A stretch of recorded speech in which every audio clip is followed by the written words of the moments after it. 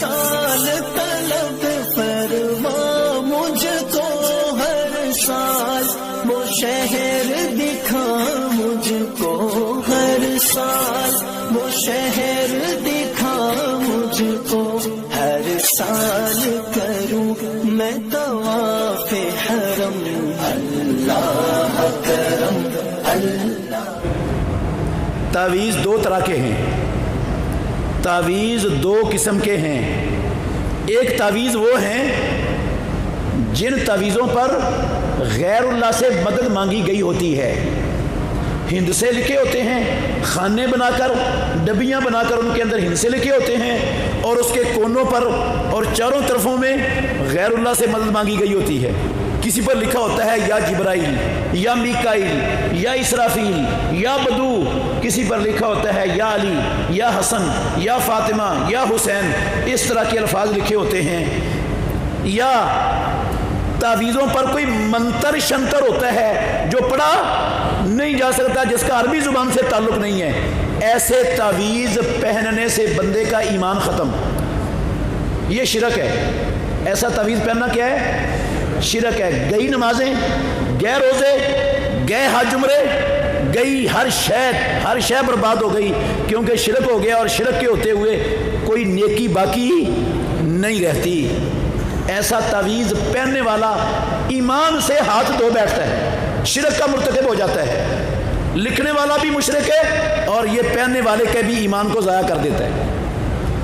ایک دوسری قسم کا تعویذ ہے، غور سے سننا، دوسری قسم کا تعویذ ہے جس تعویذ پر ہند سے نہیں لکھے، خانے نہیں بنائے، ڈبیاں نہیں بنائی، غیر اللہ سے مدد نہیں مانگی گئی، کوئی منتر شنتر بھی اس پر لکھے ہوئے نہیں ہیں، قرآن مجید کی آیات لکھی ہیں یا صورتیں لکھی ہیں یا امام الانبیاء سے ثابت شدہ مسنون دعائیں لکھی گئی ہیں، بس اور کچھ نہیں لکھا گیا، ایسا تعویذ پہننا حرام ہے۔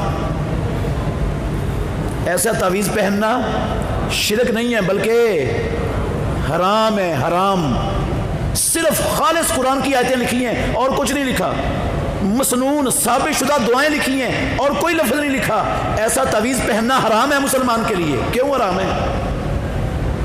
محمد الرسول اللہ صلی اللہ علیہ وسلم نے اپنی پوری نبوی زندگی میں، اللہ کے گھر میں بیٹھا ہوں، پوری نبوی زندگی میں کسی کو قرآن کی آیتوں کا یا صورتوں کا تعویذ لکھ کر نہیں دیا، یا مسنون دعاؤں کا تعویذ بنا کر نہیں دیا۔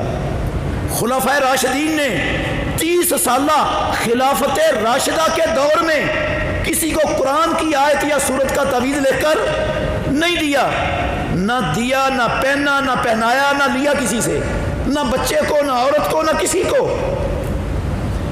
بلکہ یاد رکھیں، ذمہ داری سے کہہ رہا ہوں، پیارے پیغمبر کے جتنے بھی صحابہ تھے، جتنے بھی صحابہ، کسی ایک صحابی سے، تمام صحابہ میں سے کسی ایک صحابی سے قرآنی یا مسنون دعاؤں کا تعویذ لکھنا، لکھوانا، پہننا، پہنانا کسی سے ثابت ہی نہیں، کسی ایک صحابی سے ثابت نہیں۔ کیا صحابہ کو نہیں پتا تھا یا رسول اللہ کو نہیں پتا تھا کہ قرآن میں شفا ہے تو اس کا تعویذ بنا کر گلے میں ڈالنے سے شفا ملے گی؟ کیا صحابہ کو، رسول اللہ صلی اللہ علیہ وسلم کو علم نہیں تھا کہ مسنون ثابت شدہ دعاؤں میں شفا ہے تو یہ تعویذ بنا کر گلے میں ڈالنے سے شفا مل جائے گی؟ انہوں نے کیوں نہیں کیا یہ کام؟ ہمیں اللہ کے نبی اور صحابہ سے قرآن کی شفا کی زیادہ سمجھ آئی ہے، انہیں نہیں سمجھ آئی۔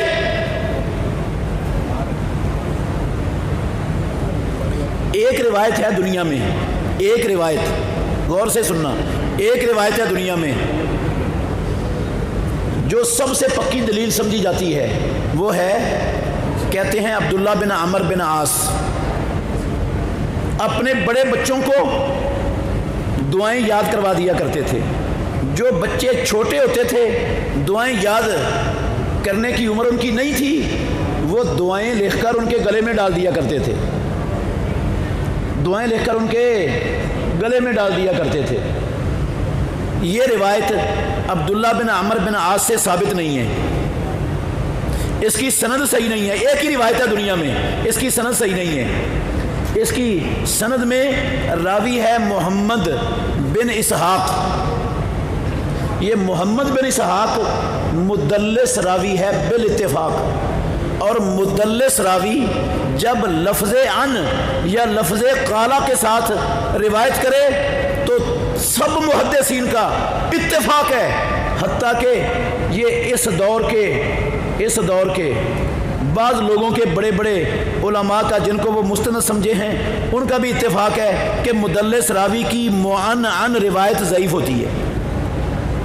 جس میں سماع کی صراحت اور تصریح نہ ہو وہ روایت پایہ ثبوت کو نہیں پہنچتی. تو یہ روایت تو صحیح نہیں ہے کیونکہ مدلس راوی ہے سند میں اور عن سے بیان کرتا ہے اور سماع کی تصریح دنیا میں کہیں ہے نہیں. یہ تو دلیل نہیں بن سکتی. اس کے علاوہ کوئی ضعیف روایت بھی نہیں ہے دنیا میں صحابہ نے پہنا ہو یا پہنایا ہو کسی کو تعویذ بنا کر قرآن کا یا مسنون دعا کا. اگر یہ جائز ہوتا تو ضرور وہ کام کرتے. جب انہوں نے نہیں کیا تو یہ جائز نہیں ہو سکتا.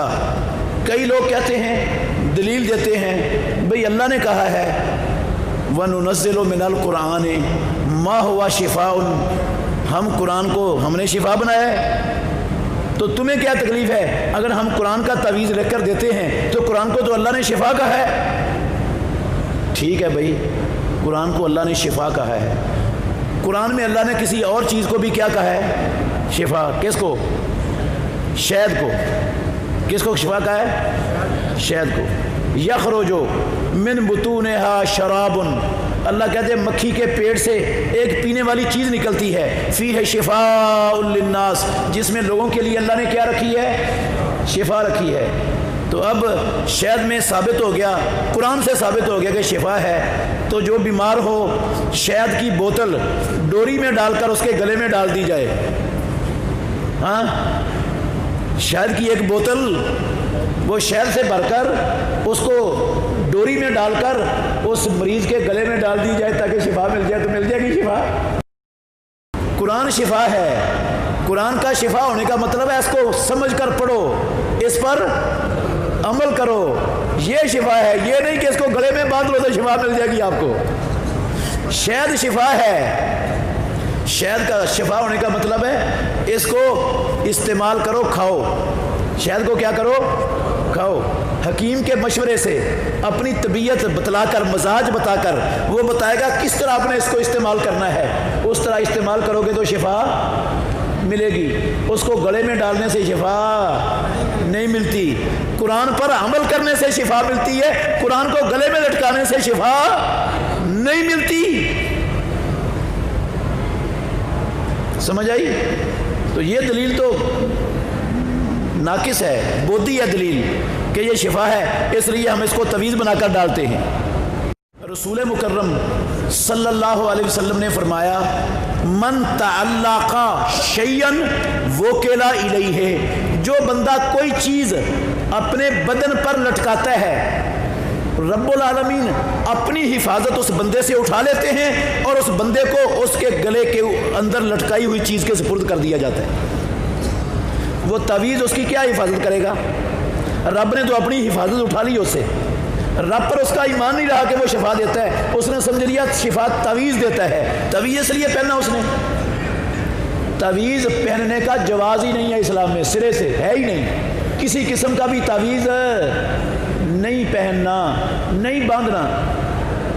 وہ اکیلا ہی نہیں ہے, اگر کرو گے تو رب کی حفاظت ختم اور اس تعویذ کے کاغذ کے ٹکڑے کے سپرد رب العالمین آپ کو کر دیں گے. اس لیے یہ تعویذوں کا ہاں دم آپ کر سکتے ہیں, مریض کو دم کر سکتے ہیں, دم کروا سکتے ہیں, لیکن شرط یہ ہے کہ وہ دم قرآن مجید کی آیتوں یا صورتوں کے ساتھ ہو یا اللہ کے نبی سے ثابت شدہ مسنون دعاؤں کے ساتھ ہو. وہ دم بھی منتر شنتر والا جائز نہیں ہے. ایسا دم بھی حرام ہے جس دم میں غیر اللہ سے مدد مانگی جا رہی ہو, وہ دم کروانا بھی شرک ہے. وہ دم کروانا بھی شرک ہے.